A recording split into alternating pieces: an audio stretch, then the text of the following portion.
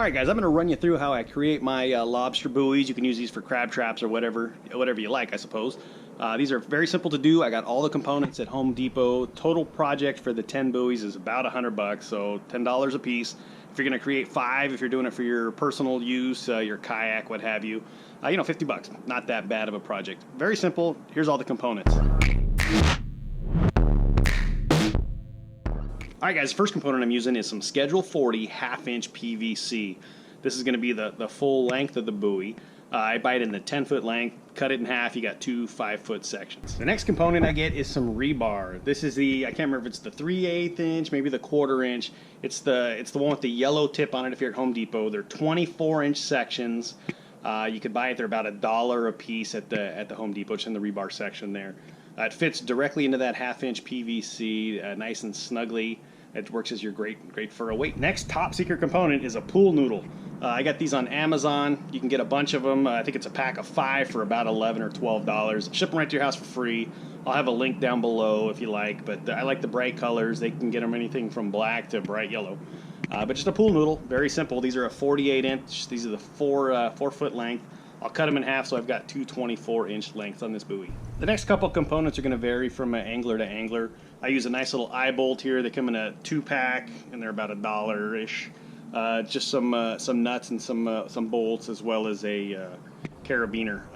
This is just going to attach your rope to the finished product. Very simple on this stuff as well. As I said, everybody's going to do something a little bit different, but this is what I've got. And the last piece for now is going to be some reflective tape. You don't need the reflective tape. I like to use it if you happen to use glow sticks or the little battery-powered pieces and your light goes out. If you've got your big handheld flashlight, at least you can spot them. This is a 2-inch wide by 24-inch piece that they have at Home Depot. They're about $2 or $3 a piece.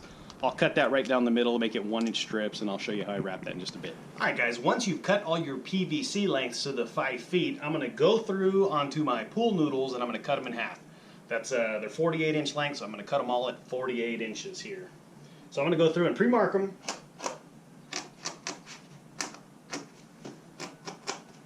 Then I'm going to cut them. Pretty simple. For the next step, I'm going to go through each of these poles here and I'm going to install the eye bolt about 1/2 inch above the end. 1/2 inch to 1 inch usually works out well. What that does is once that's through, that keeps that rebar from sliding out the bottom. You can also use a cap if you like, but you need an attachment point anyway, so this works out pretty well. So I'm going to go through, I'm going to drill these, and then we'll be ready to go.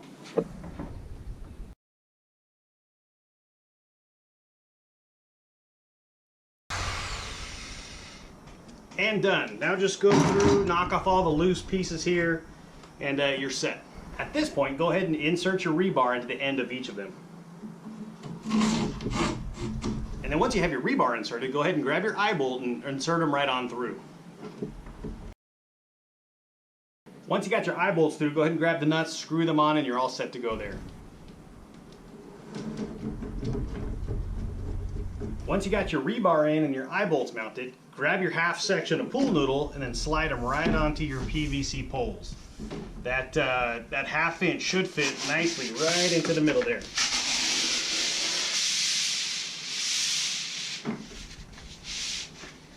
I like to go down about 2/3 of the way, just a little over half maybe. Keep them nice and even. That'll give it a nice, easy balance point.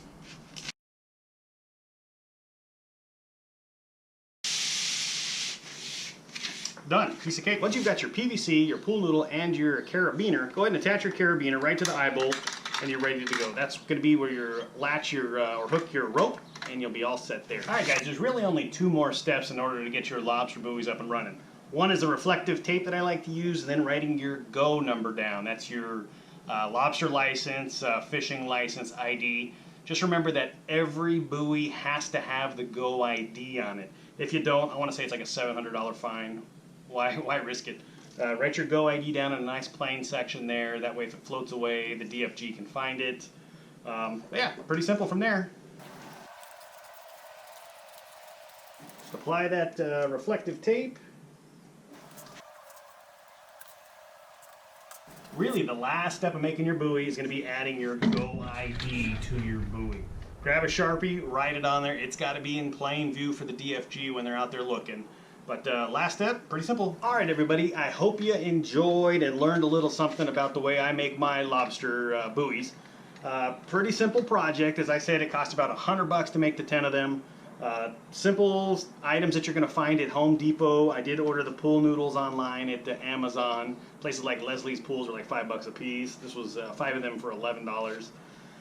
Not bad at all. Anyway, I do appreciate y'all checking in. Do me a favor, hit that subscribe button in that right-hand corner. Subscribe to Davey's World Fishing. And appreciate y'all checking in. We'll see you on the water.